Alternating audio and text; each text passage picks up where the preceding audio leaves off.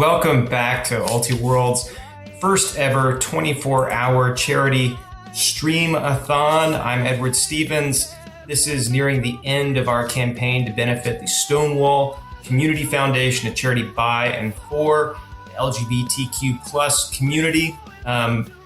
Just as a recap, if you're just tuning in, we have had a variety of programs for a full 24 hours worth of content that we're streaming, and Ultiworld is matching up to $5,000 in donations, which is equal to our fundraising target. Welcome to a very special edition, a live edition, the first that I know about, of Sideline Talk, Ultiworld's series of conversations with prominent figures in the ultimate Frisbee community. I am joined today by one of the preeminent coaches of this generation, Molica Anderson.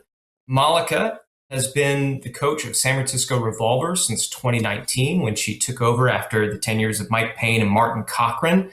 In that time, she has won the 2025 National Championship. She and her co-coaches were Coach of the Year in both 2024 and 2025. She has also expanded her coaching footprint outside the U.S. to coach in Colombia with the club team Comunidad El Oso, in addition to the Colombian men's national team at the 2024 World Ultimate Championships in Gold Coast, as well as co-coaching with Mauricio Moore, the 2025 World Games in China.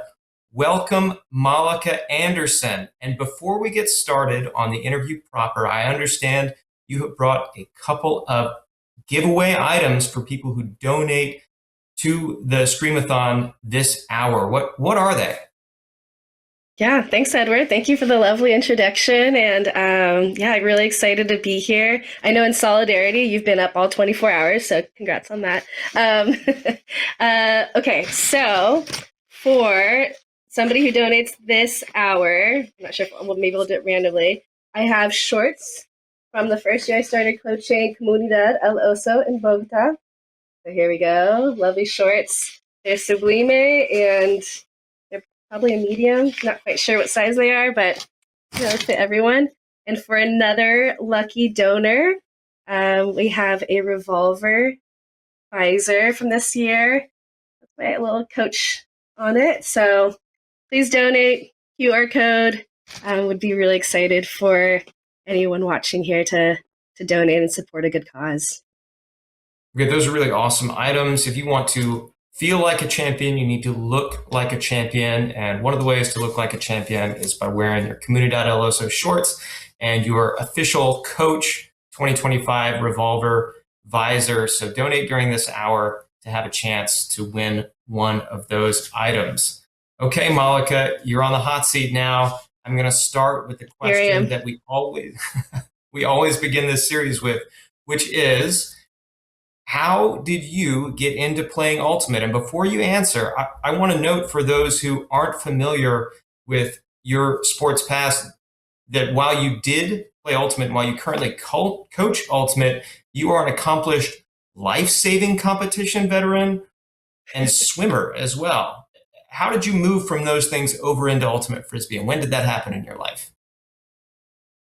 Well, it's funny because I remember in grade school and PE, our phys ed class, that I loved all the sports we played except for Ultimate Frisbee because all of my throws would just blade and hit the ground constantly. So the irony of it being the one sport I didn't like in PE. But the way I got to start playing Ultimate was I was I just got accepted to UC San Diego, and the plan was to swim at UC San Diego. But at that point, after more than a decade of competitive swimming, I was a bit burnt out. So the next plan was to try out for the surf team at UC San Diego. And when I was warming up, I felt pretty confident in my chances. But then when my heat came up, trying to make the surf team, my stomach dropped. I didn't catch any good waves. So then I initially started playing water polo for the UCSD club team. And my best friend, Angela Wells, who I had met in the dorms, she was convincing me my second year in college to go out for the ultimate Frisbee team. So I was like, okay, I'll still play water polo. And then tried out my second year of college, and then absolutely loved it. I think my first tryout, I laid out for the disc because it was kind of like a natural motion from diving, or like in life saving when you enter the water, you do this. It's called dolphining, where you run into the water. Once the water is like hip depth, you're kind of like diving, touching the bottom, and launching. So it felt kind of like a natural motion. I don't know if that's a ton of carryover from my life saving sport and swimming past. But absolutely loved Ultimate Frisbee and started playing my second year at UCSD. Okay, that's a pretty fascinating story. I don't think we talked about the similarity of the motions of diving versus laying out before. Was that you mentioned it was kind of a natural part. Was that your favorite part of the sport, or what kept you in Ultimate once you got started? Or was it just friendship?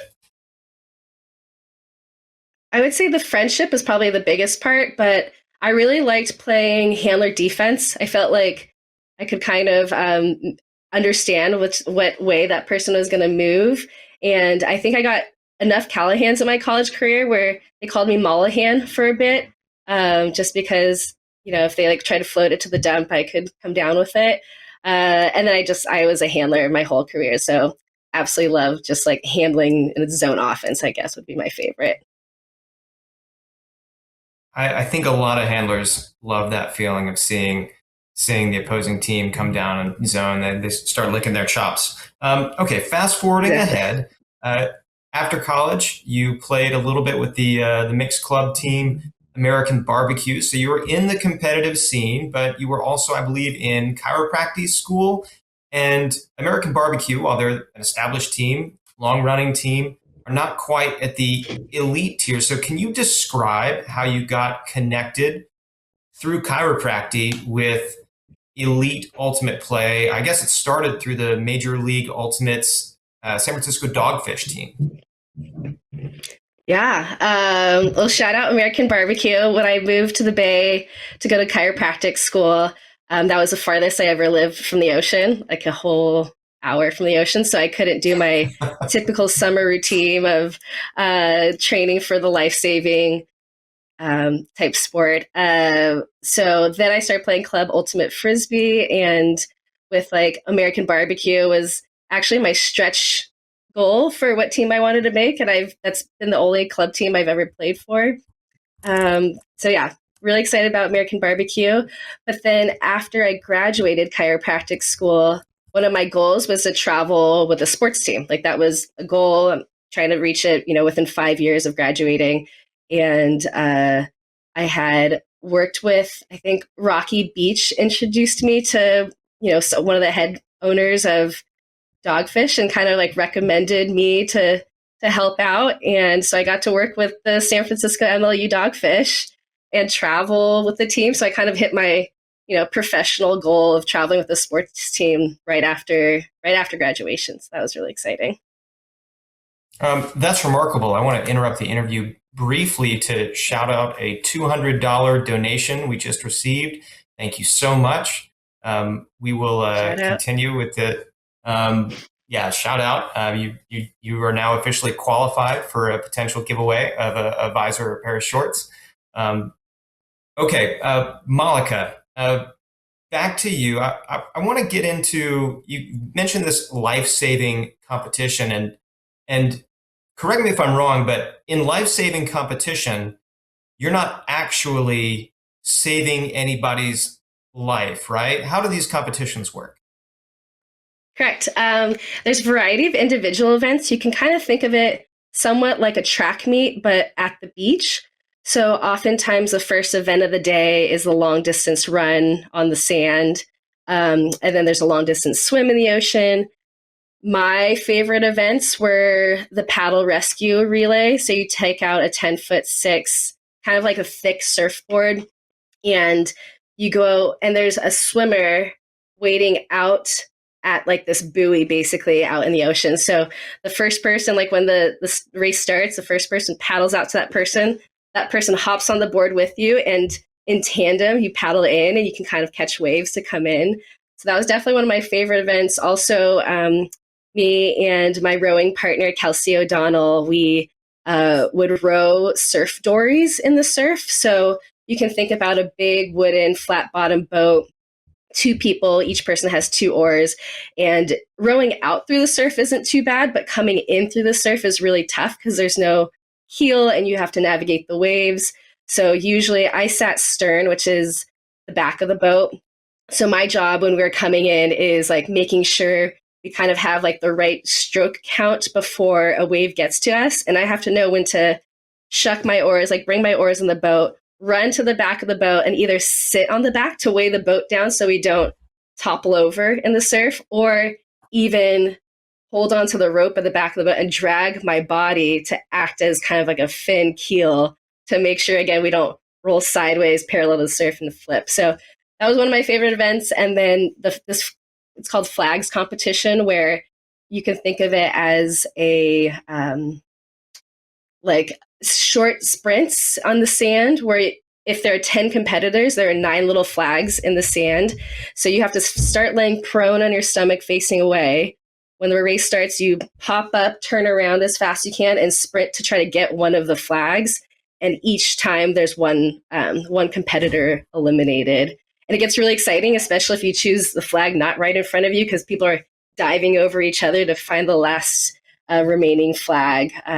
So yeah, I love the life-saving events. I still think I would go back and do it. Me and Kelsey come out of retirement and do some of the rowing races. We've rowed from Catalina to LA, that race a few times now. And when I go home for the holidays, I'll definitely get in a row or paddle. Yep, good job. Yeah, very good. Impressive that you do that. But yeah, every time I go home for the holidays. Oh, really? I did not know that. So I still, that sport still, sits close to my heart, as well as, surfing, which kind of, there's probably more crossover between surfing and life-saving than life-saving and ultimate, but here we are. Well, you say that, but there actually is a small crossover between life-saving and ultimate, and I was kind of setting you up to talk about it. One of the first moments when, as a trainer for the Dogfish, you were in the spotlight was I think it was during like a championship game versus the Boston Whitecaps, and there was a serious injury on the field to the Boston Whitecaps star Jeff Graham. Many of you know Jeff Graham, one of the legends of Club Men's Ultimate as well as the MLU. And you were the first responder on the scene. Can you describe that moment and what it means to have to know what you have to do during intense moments like that? Yeah, wow, you really dug in the archives to find that one. I think by that moment, I was probably a certified first responder for going on a decade. And especially at the beach, they train you a lot in, after a head or neck injury to, make sure you're stabilizing the head and neck, just because a lot of people play in the waves and they either dive and hit the sand, that type of thing. So I remember, watching the game and seeing Jeff take a hard hit, I think like in the air and when he landed, and maybe even got kicked in the head after the fact. And so it felt pretty kind of just like instinctual to run over and stabilize his head and neck and start kind of assessing his vitals from what I could, until emergency services arrived. Pretty incredible. I want to shout out, we have another $100 donation. Thank you so much.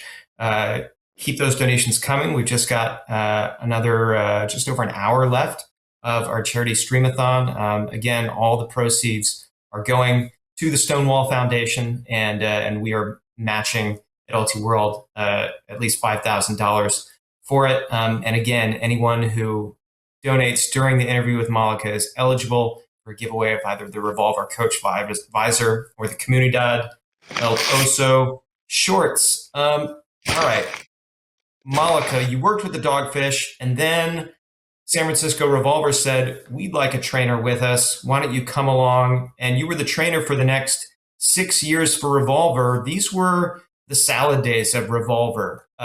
They were in the final virtually every year. They won it 3 out of the first 5 years you were there. Tell me what it was like to become part of such a team. And I'll mention, I was digging back through our old interviews from way back when, and you mentioned that you fell in love with the team right away. So I'd love to hear what it means to fall in love with an entire team and an entire program?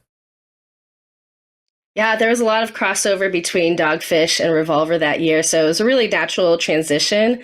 Um, and what was, especially back then, it wasn't very common to have someone on the team kind of, fullish time treating injuries. So the guys were just so appreciative. I remember talking to Martin Cochran when he was playing on the team, and I can't remember which body part we were talking about, but just chatting, and he was just like immensely thankful, and like that took like very little effort on my part, and got to see these players that were so motivated in their rehab, which you don't see every day in a clinical setting, to have patients that are extremely motivated to get better. So it was very fulfilling from a clinical perspective, and getting to kind of differentially diagnose things on the field, as well as just people that were motivated to get better. And then on top of that, just people that were just like amazing friends to me from the very beginning. Um, yeah. Yeah. I mean, you started working with some of them during that time. I think you shared an office with, if I remember right, maybe it might have been Sawyer Thompson, and maybe a couple others. And you got to spend time chatting about the team over lunch breaks. And eventually, there was an opening at the coaching position. Martin Cochran had coached in 2018 and realized that with a new family on the way, he didn't have time to keep up the coaching commitments. Tell me what made you think, you know what, I can coach this team? Well, I definitely didn't think that in the beginning.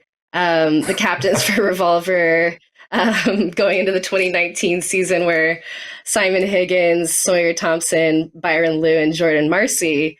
And I'm pretty sure it's like November, December of 2018, they pulled me aside and asked me to coach. And my immediate response was like, did you ask everyone else? Like, is there anyone else that can do this? And they had full confidence in me to, have me be, the coach for the 2019 season. And so I don't know if I ever felt like I can coach this team like at all. Maybe during the 2019 season, it was definitely a fake it till you make it type of situation. Um, and, but, I'm glad I stuck it out. You faked it very well. I would show up to tournaments. You were there with your iPad. You were totally calm. Everything was looking good. Revolver made quarters. Tell me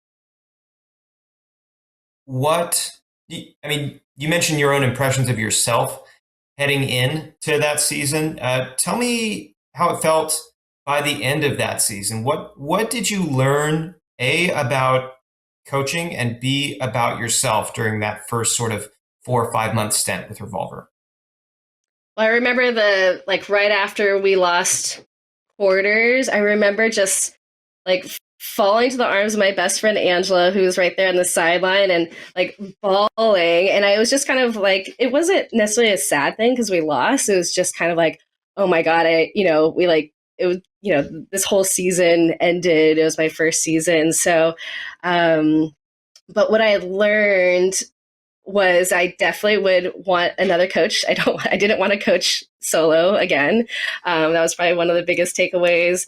But also, I think like with an approach of, how you would approach coaching any team, of like, create a good environment, determine what the pain points are, and kind of crowdsource and talk with leadership about how do we solve those pain points and make sure it's implemented well, and then executed well, and peaking by the end of the season.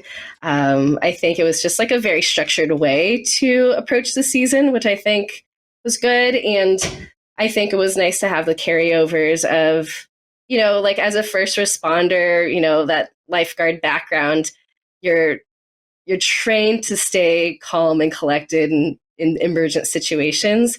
So, having that calm demeanor on the sideline kind of came naturally because, there's no one dying on the field. Yeah. So far, we're doing great on that front. Let's keep it that way. Yeah, let's keep it that way, please. Um, yeah, I remember after that loss, I just want to shout out Angela Wells, you mentioned a bunch. I know that you draw a lot from your friendship with her. She is a coach as well. I actually can't remember if she's still coaching Wildfire or not, but she was at that time. And I remember I was about to approach you for a post game interview, and she just like stepped up like a bodyguard. She's like, "Not right now. That Back away." sounds I was like like, "All right, Angela. fair enough, Angela." Um, I you love that mentioned interaction wanting that to. you had with her. Oh, it was so funny. I was like, "All right." But yeah, you mentioned creating a good environment.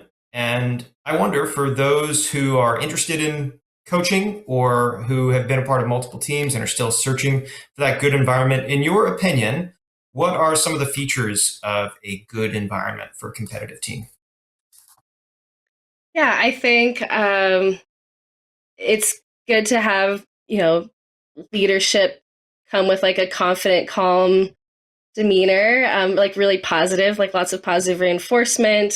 Um, I don't know, find like doing everything you can to find joy in the sport. I think what comes naturally to me is just like finding the love and joy in the sport and the people around it. I also think just like a lot of things are funny, so I do end up like laughing a lot. Um, but I think just framing everything as, even if it feels negative, framing as like a moment for growth, or a good thing that maybe that problem is surfacing at that moment and maybe not in big games. I think there's always a way to positively reframe things, or even like neutrally frame things, as opposed to going down maybe negative rabbit holes. And I that's you could not have set that up any better for where I had already wanted to go next with the interview, which is that, you know, 2019, you made quarters. That's a fine finish, particularly for a team that had, lost like half its roster from the year before. But then COVID shuts down the 2020 season, and it's a bit of a slog after that. There, we played kind of the partial 2021. Revolver got knocked out in pre-quarters, qualified for nationals in 2022, didn't make the bracket that year Mm-hmm. before starting to climb up to the heights of the recent years. Obviously, culminated in a championship. But I want to go back to the tougher years. You were with the team through the, by their standards, more disappointing results. And I know every year, every team has its own sort of goals, and maybe not everything's a disappointment, but it's no five championships in 8 years like they did in the 2010s rather. And so how do you frame that to the team? How are you framing that to the young players? How are you framing it to veterans like Eli Kearns and Simon Higgins, who were there for most of those championships? Byron Liu, who came in for, I think, just one of them and then was with the team. Tell me about keeping an environment of positivity through results, which can be sometimes disheartening. Yeah, definitely. I think the nice thing is, especially, that season and actually every season, part of the ethos of Revolver is bringing on young players, from the area onto the team.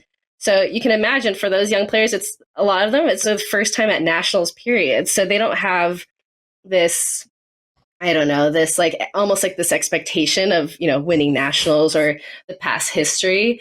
And then some of the older guys, like who, let's say, had already won a championship or two or three, a lot of them know, or a lot of them feel, I would say, I'm speaking for them a little bit, that there are some things that are more important than winning. And so for them, it was a lot of like giving back to the younger kind of like generation of Revolver.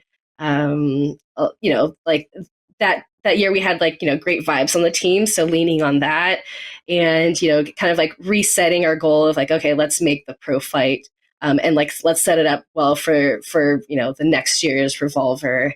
So it's easy to lean on like those connections between the players, and reframe it as like, this is a good learning experience for those younger players, and now they've had those experience, they understand like what it's like to lose. And I think it's important to know how to lose, and be able to like bounce back after that. So the talking points after that were rough, as far as this is tough spot to be, but now we can set ourselves up for like a good next season, and try to make the pro flight. So it's kind of like acknowledging the sadness, but then also, reframing it and like leaning on the connections and bonds that the kind of like multi-generations within the team have with each other.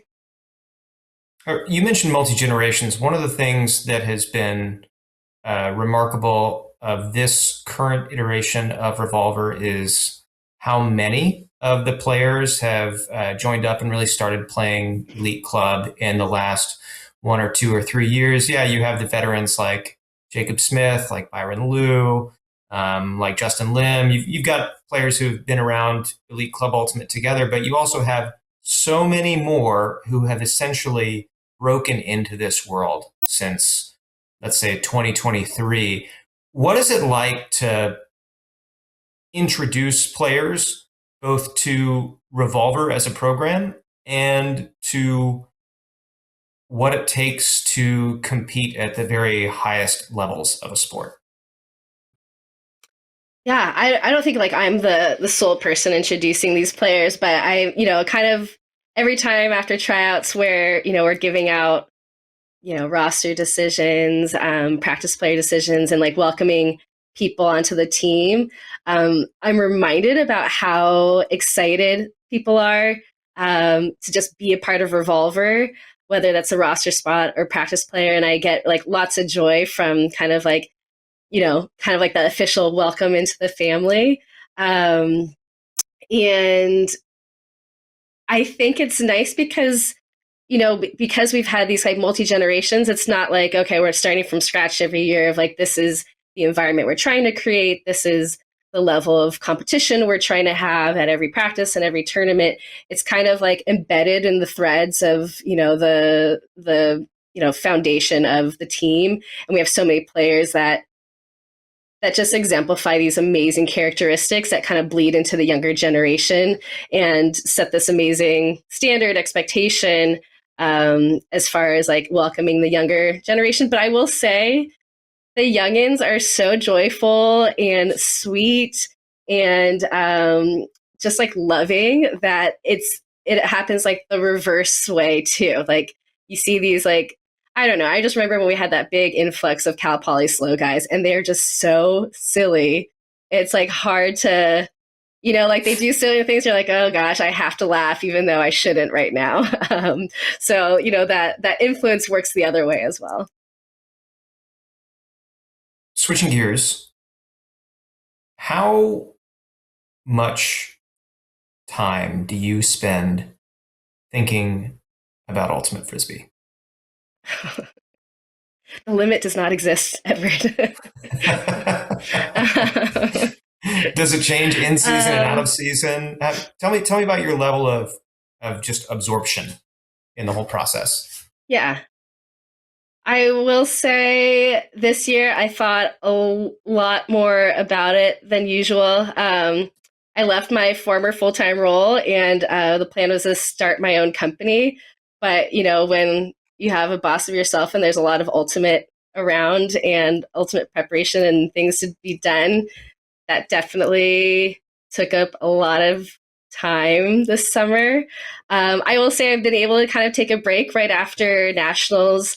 I went with my girlfriends in the neighborhood. Shout out, I know a lot of them are watching.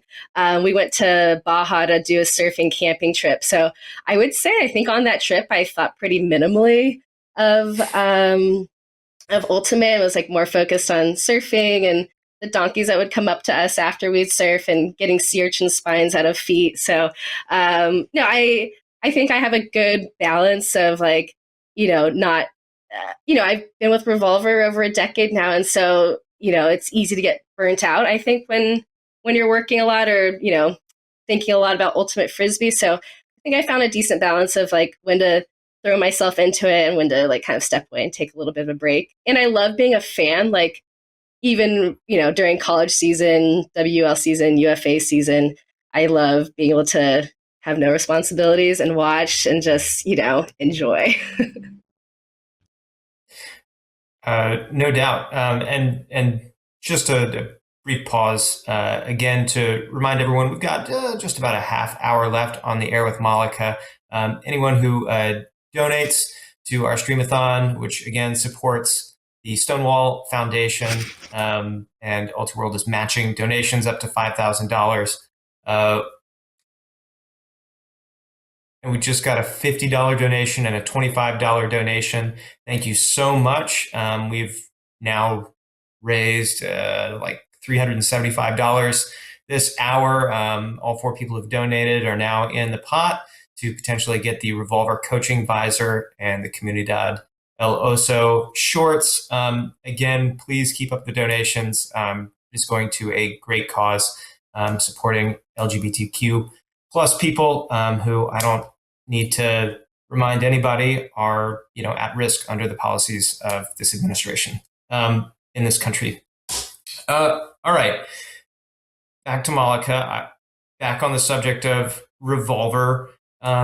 You've been with the team a decade, maybe more than a decade now, maybe a decade. No, more than a decade. I'd say 20. Yeah, I started 2013. Oof. Okay, it's been a while. Yeah, so it's been a big part of your life. You saw 1, 2, 3 of those national championships that they won, and then you became coach. And this year you won the national championship. Last year you came close in semis. I'm sure, even though I don't know the actual specifics, that there are some resemblances, some hallmarks of a championship team. And I wonder, before we get into the actual journey of this season,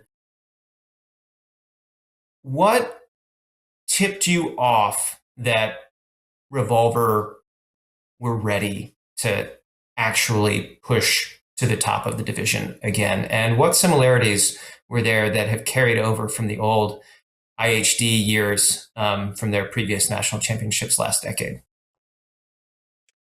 Yeah, well, I'm kind of always thinking long-term, big picture about Revolver, even, beyond season wide, and like, what does a team trajectory look like in, 2, 3, 5 years?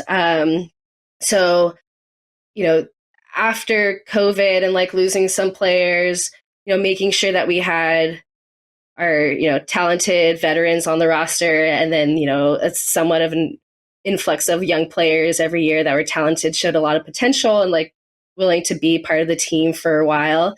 And so it was nice to see that growth between 2021 season to the 2024 season, and go from losing in pre-quarters to a semis team. So I was just like crossing my fingers for no more pandemic, or like after 2024, because I was like, we're set up pretty well here to go into the 2025 season with momentum, with a group of players that have played together, had a successful season in 2024. And, we're a relatively young team. So that trajectory of growth was like, had a high potential. So it was like pretty great just going into the 2025 season with that carryover from the 2024 roster. Same coaches, myself and Bruce. And so I knew from the start of the 2025 season that we were like, that was kind of going to be our outcomes based goal, was, winning the division. And then the second part of your question was, like the carryover from previous championship teams. Yeah, definitely need to shout out the IHD, intensity, humility, and discipline. I think one of the biggest overlaps that I've noticed from those years is the grittiness, the like willingness to work hard and lean into the team. I think back to the years when I first started, and seeing Cassidy and Bo and Joel Schlockett's like lifting routine, and how much they would work and just like put a ton of effort into the team. And then fast forward to the 2025 season, where these guys are doing like putting in the work on the field, off the field, in the gym. And like, it had that like, that also that mixture of just like being really excited to be around each other. So I think it wasn't like I don't think I'm the type of coach that could, out of nowhere a team, but it's like kind of been on this steady trajectory over the past few seasons. And, I think it's not just at a point where, we won 2025, but I think we're set up pretty well for the future as well. Yeah, it would seem like it. Yeah, you and Bruce. You mentioned Bruce. That's Adrian King. For those who don't know, the other coach of Revolver hasn't been with the team quite as long as Molica, but has had a huge impact on them as well. You and Bruce won Coach of the Year honors, Coaching Staff of the Year honors, Ultiworld last year as well as this year. And last year, one of the things that made everybody, I speak for the Ultiworld voters, gravitate toward you all was just the clear sense of camaraderie and pulling together on the team. It was very apparent, even as you played a really good game but fell short in semis in 2024. This year, you padded that out completely with one of the most dominant seasons in the sport's history. And it wasn't just domination on the scoreboard, it was kind of a relentlessness of effort and a very, very full. I can't remember if the roster had 25 active players on it or not, but however many, 24, 27, everybody was just absolutely in lockstep. Nobody ever seemed to get down.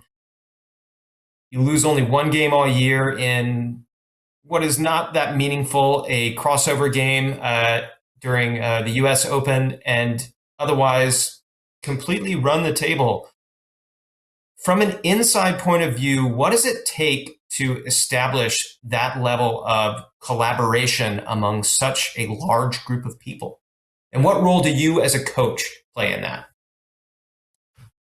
Yeah, there's a lot in there. Well, I would say we have 26 on the roster, but also like I think four amazing practice players too that we kind of like think of as.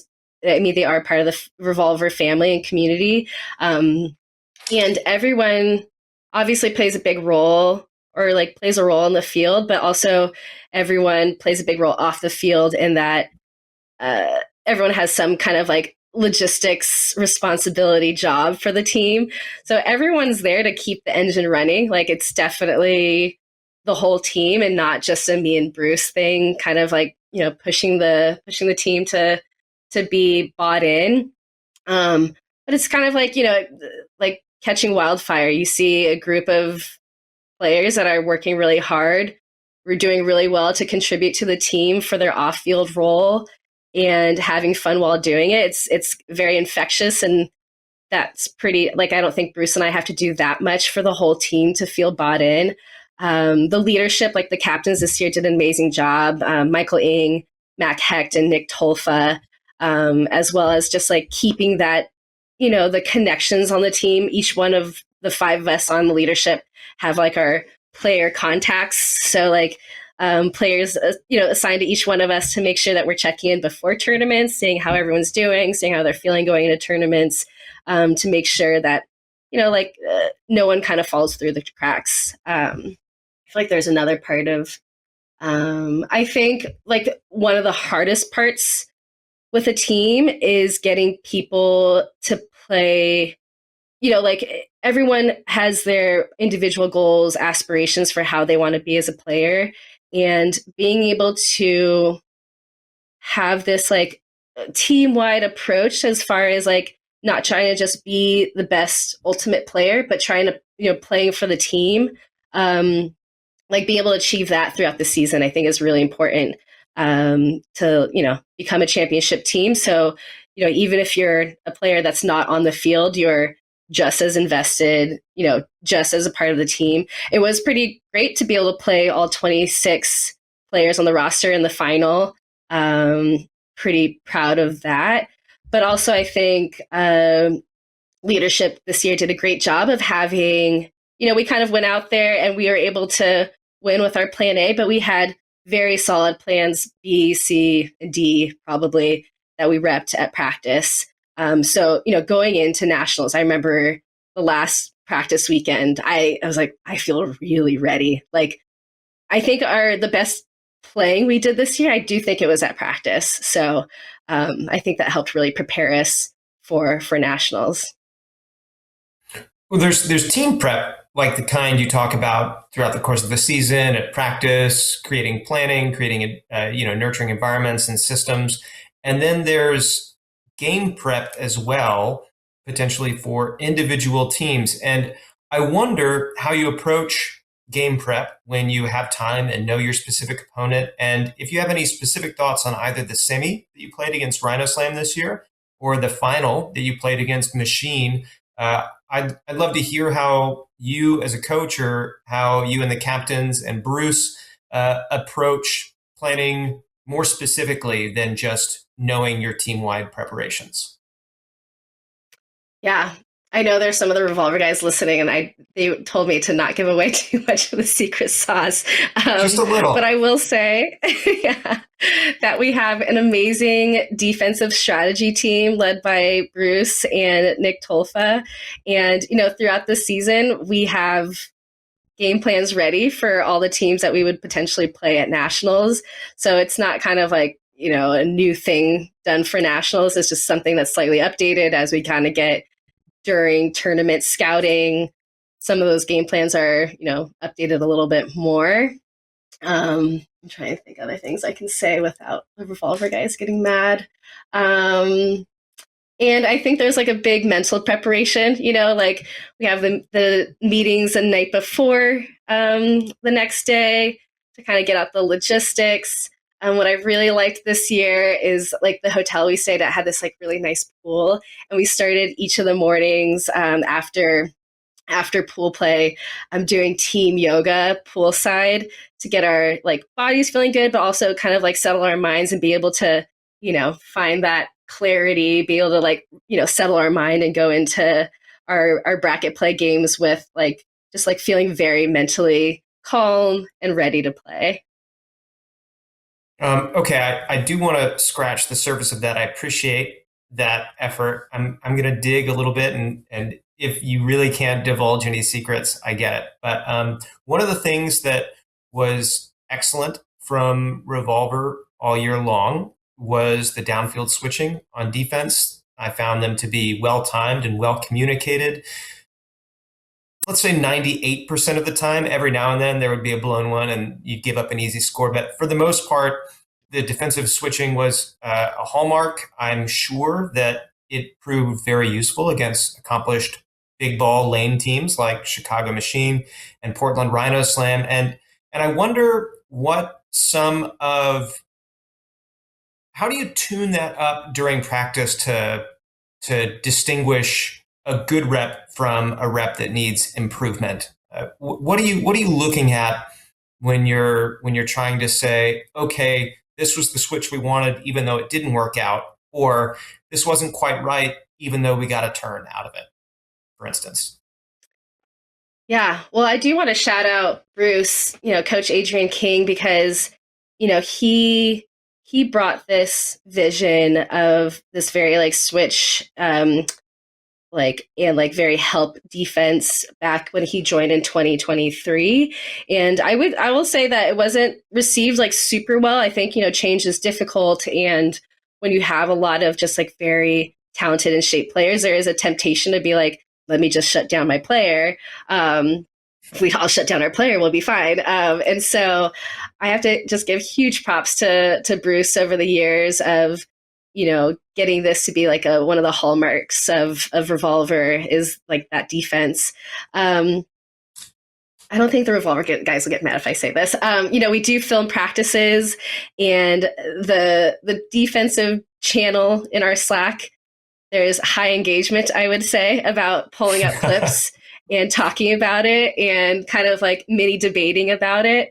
And so we just have like a very, very engaged team and like willing to put in the work, like go through, find clips and like, let's break down if we think that was a good thing or bad thing. Is this something that we would want to happen in a game? And the leadership just like does a great job of like encouraging that and make sure like those efforts from the team are, geared in the right direction. And then one other sort of more specific, this is not a strategy thing at all, but one specific observation about particularly the last couple of games at nationals was the way different individual players owned their matchups and owned very specific moments in those games. I mean, I'm thinking of um, Dan Ritholler making that flying block on Henry Ing. I'm thinking of uh, Mac Hecht relentlessly getting open in the backfield or throwing that extremely daring final pass, testing over Nate Goff to Raquan Adkins. And I just wonder, those are just a couple of examples. I wonder what it feels like as a coach to see individuals step up in individual moments like that. And I wonder where the seeds of those moments are planted. Yeah, I mean, a lot of these players, come into Revolver with a resume. I'm not going to say like we take all young players and like discover them as these diamonds in the rough. Mac came in to Revolver a couple years ago, and we knew he had that throwing arsenal. Um, at the same time, especially after last season, we want to make sure that people like Mac don't feel the pressure to do those things, that we have these like release valves, we have options to attack a different way. And so I think sometimes, you bring that pressure down on someone, like knowing that we have these different options, it's easier to play well because, there's that safety blanket of like, we can score a different way.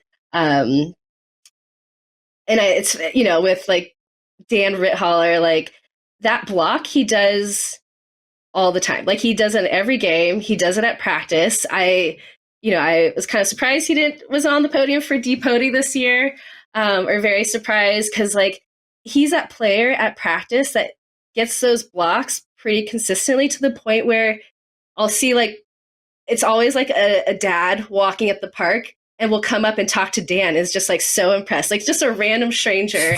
And I'm like, Dan, what is this magnetic attraction you have for these dads, randomly walking the park wanting to come talk to you because you're getting these phenomenal flying blocks. So, it's one of those things like, yeah, we see the highlights and we see these individual highlights at nationals, but for us on Revolver, that's kind of the norm. When it is kind of like a highlight play at practice, maybe it's like the result of maybe not a great decision. The guys are pretty great about, yelling, it's easy, even when it looks pretty tough. I have to just give credit to like the individual players because they work hard. They put their heart and their body into the team, and they just do like a phenomenal job. And I'm excited for them to have, be able to wear that gold around their neck this year.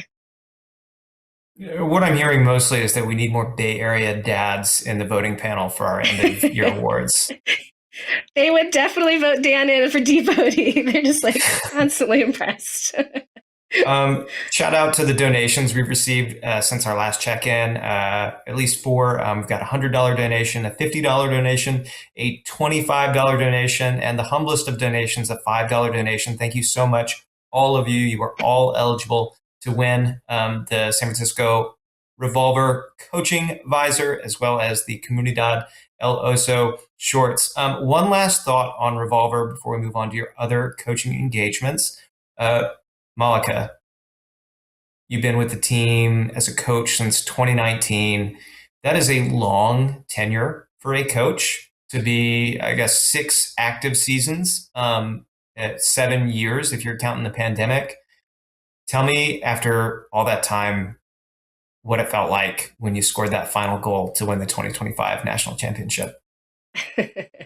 I remember, it felt amazing, to answer your question. Like, I think like, the title, amazing, just it really was surreal. Definitely, I tell people like top 5 days of my life.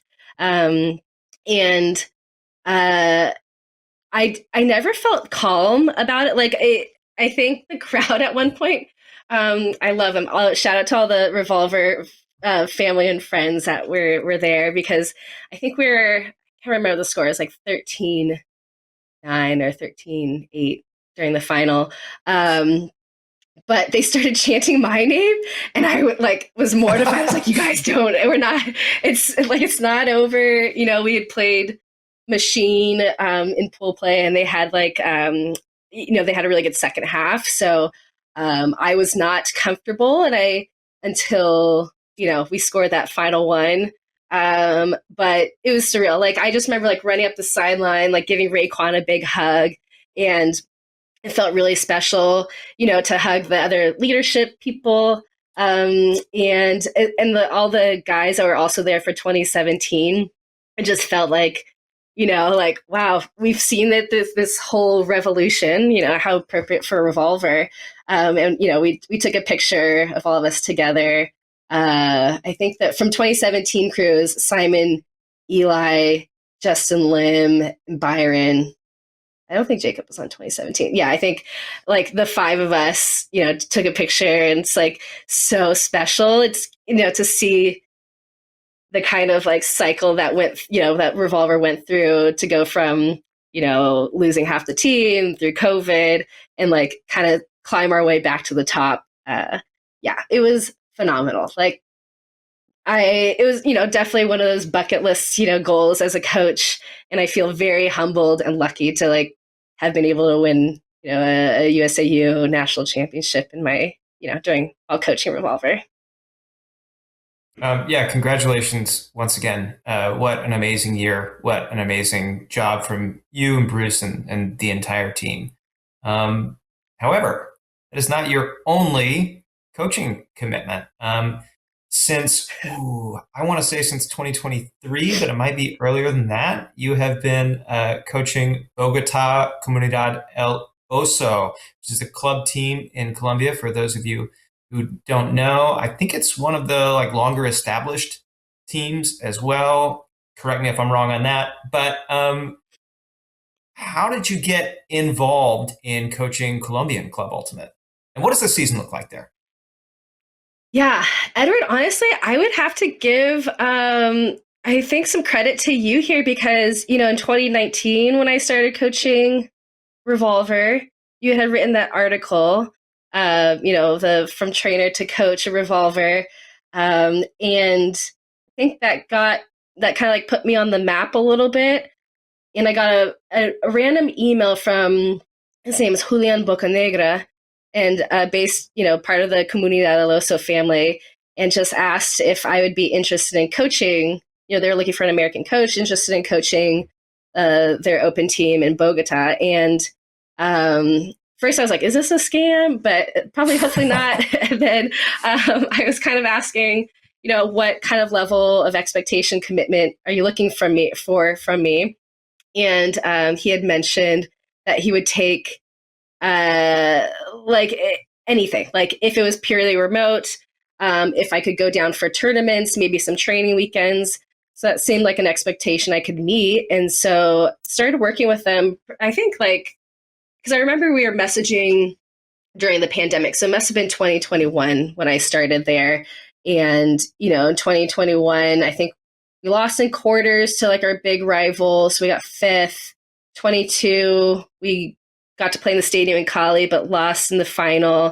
So we got second. And then 23 and 24, able to win Colombia Nationals, which was so exciting. We ended up getting third this year, so just out of contention for going to Ireland. But yeah, it's been such a journey. I'm so thankful that, that was the introduction to Colombian Ultimate, because obviously my love for Colombian Ultimate has exponentially grown over the years. I mean, I constantly have Colombia things all over my room. And it's just been really special to be received by a community as an outsider with such open arms and huge gratitude. It's the amount of gratitude they give towards me really makes me want to stay working with Colombian Ultimate for a very long time. And I just think there's so much potential there that the world needs to see. Yeah, and in some small ways, the world is seeing it, and in some bigger ways too. At least the world of Ultimate Frisbee. The women's side of Columbia Ultimate has been really on the global map for a decade or more, thanks to Revolution, thanks to many great players, as well as Coach Mauricio Moore's establishment, both of a competitive uh, team and the program. And then you have helped bring the men's side of Colombian Ultimate to a wider audience as well. You were tapped as the men's coach for the World Ultimate Championships, bringing some members of Comunidad also and members of many of your rivals in Colombia to Australia. And I wonder what that looked like in terms of tryout process, in terms of setting up a team structure to go to Australia, and kind of what that tournament was like for a nation that in many ways does not quite have as much infrastructure and money as the United States, Canada, as many of the European countries. I know that's a huge scope for a question, but really you were one of the few people who is, a North American ultimate figure who has seen the inner workings of what it looks like to put together a different national team. So I'd love to hear your perspective on that. Yeah. Well, I think the players of playing Ultimate down in Colombia, they're so in love with the sport, work incredibly hard. And when I go to Bogota, it's at a very high elevation. It's higher than Denver. So they're putting in a ton of work playing with. I remember going down there and going to practice and just seeing, constant scrimmaging with no subs. And I was getting out of breath, walking up and down the sideline. So I think it's a situation that's set up so nicely for ultimate training. And you go to these tournaments and everyone's incredibly driven, athletic, throwing their body around, very quick moving. The style, the tempo of Colombian Ultimate has that quick movement that requires, I think, a certain level of fitness. I will say, I think one of my strengths is bringing, structure as far as what specific skills are we looking for during a tryout. I remember Mauricio was busy in a meeting, so I kind of had to lead one of the big open tryouts. I think this is for WOOC.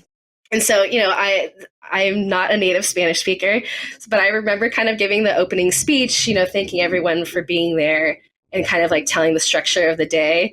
And I've been in Colombia enough now where I added in I said everything and I said sí okay, which means yes and yes or what.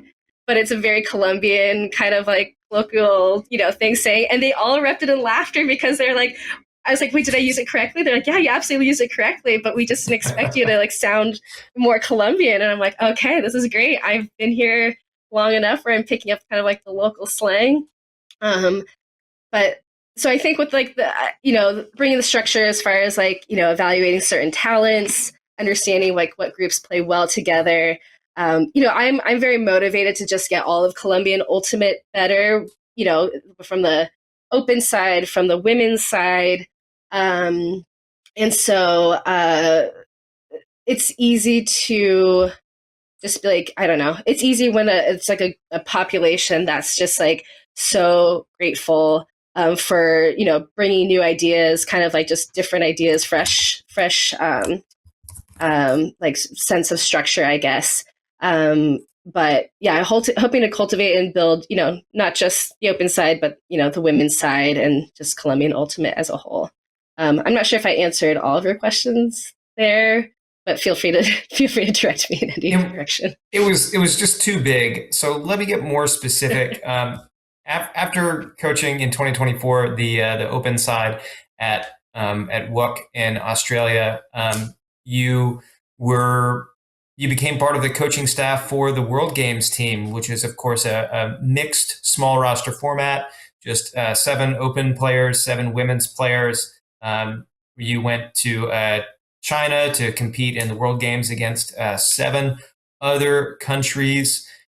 we sort of have documented the tryout process in the US where there's a one big tryout and it gets whittled down to, I remember if it's 20 or 22 or 32 athletes, and then down to the final 14. How did the Colombian tryout process work, and what was it like to have to pick between some of the best athletes in the world?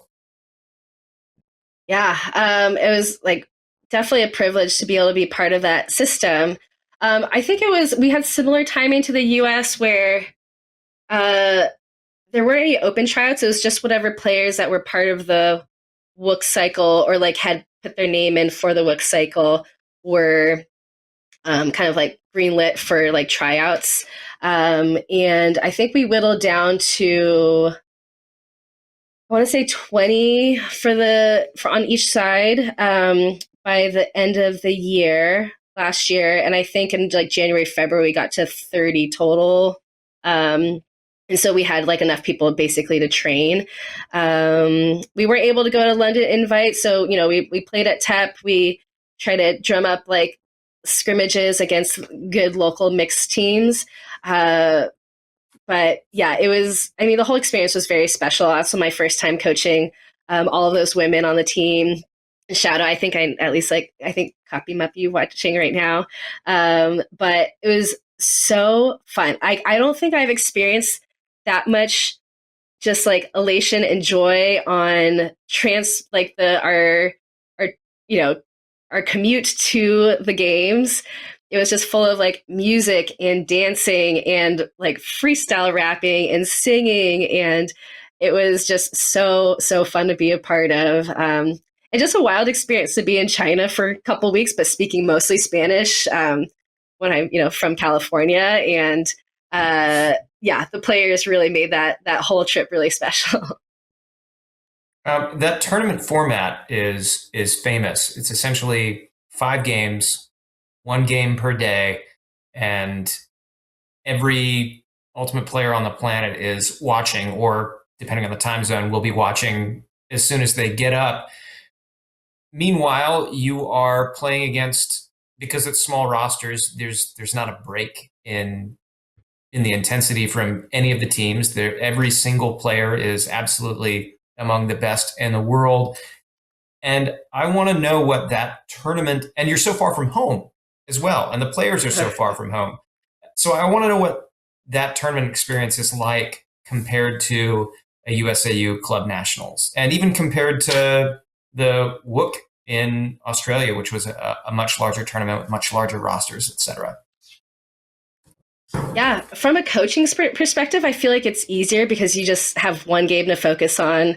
That night before the game when you're putting up the Google slides, you get to just focus on matchups for one team, strategy for one team. Retroactive look at the game that we just played. But from a player perspective, I know that there's a ton of pressure. Excuse me. And but with the physical fitness of the players, and we had done our training camp in Cali, where it was like really hot and humid. I wasn't too nervous about their physical health, to be honest, because they're just like so ready and so in shape. And there was a benefit of having heat timeouts in China, where we could kind of like give out more information from me and Mauricio, excuse me. But yeah, it was something else. Edward, we got like 5 minutes of my voice left, and then all right. Well, I'm we'll gonna hit you with. I know I've been just absolutely working it. Okay, I want to hit you with. I've got 5 words here, and I just want to hear your quick kind of word association thoughts about them from a coaching perspective.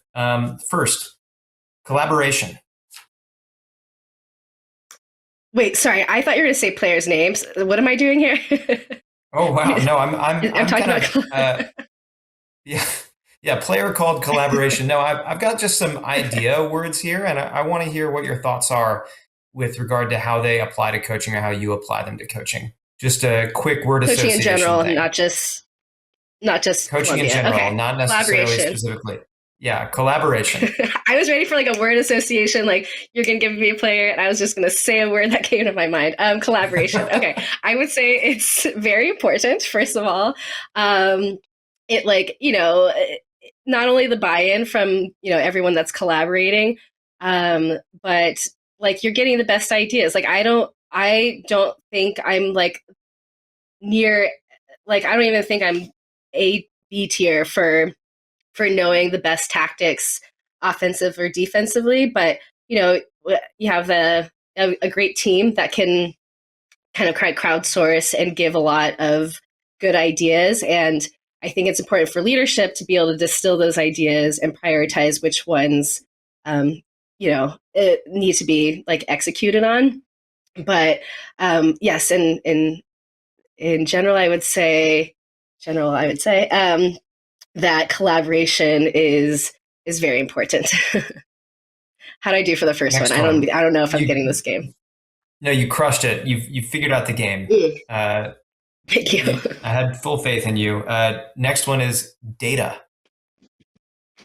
Data. Oh, this is so funny because I feel like we talked a lot about this in 2019 um, in Colorado.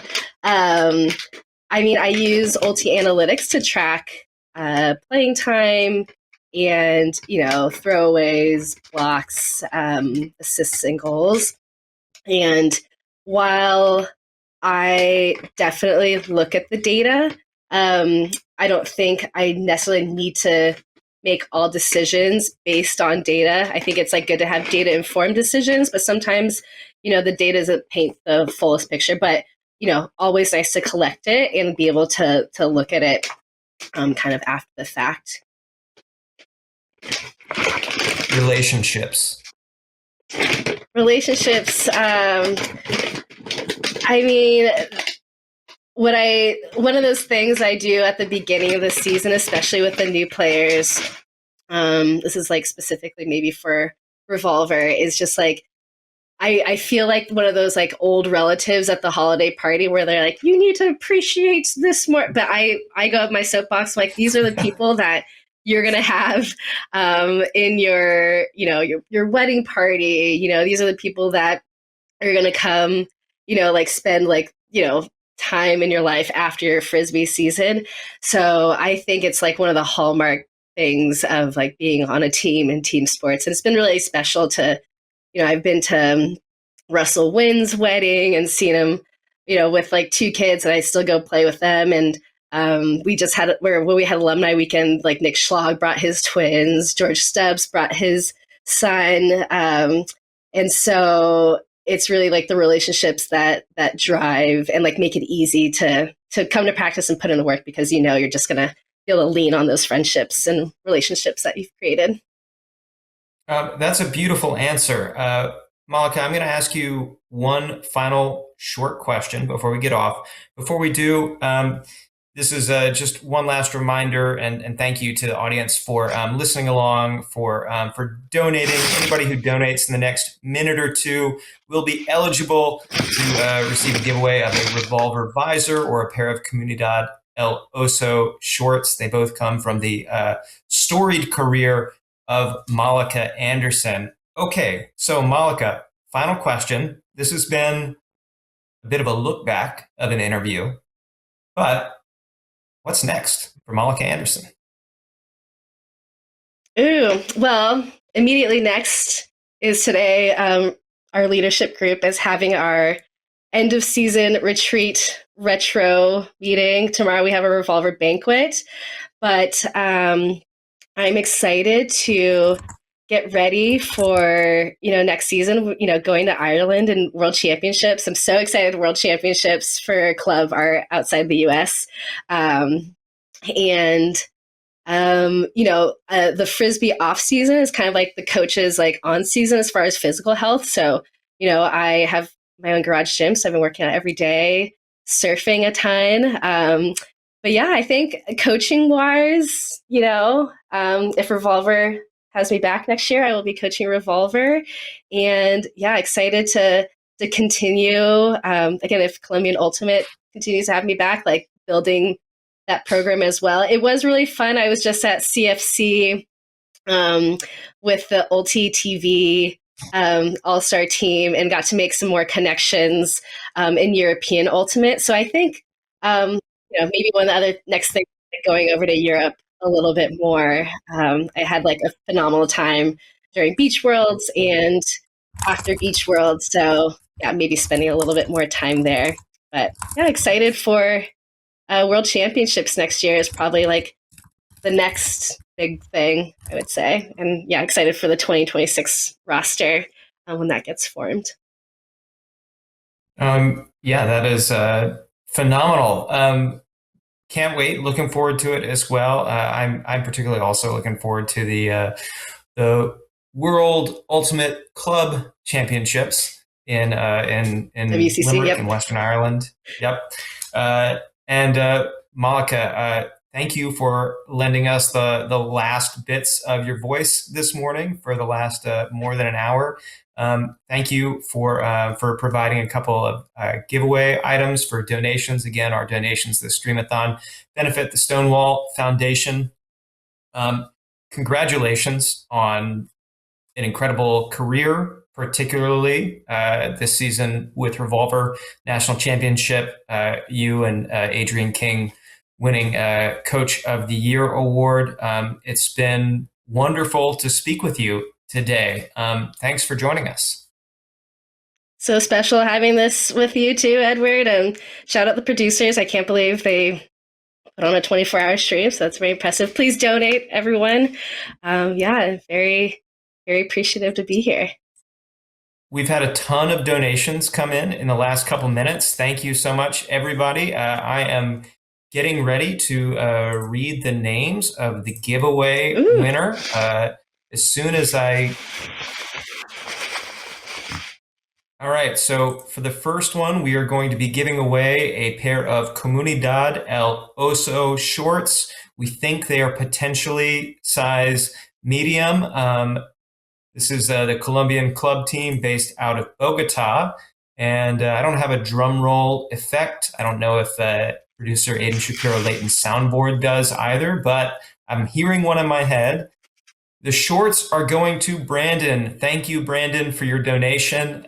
Brandon, you are going to look fly as hell, frankly, in your brand new Comunidad El Oso shorts. You will be part of the community of the Bear. Thank you so much, Brandon. Thanks, Brandon. And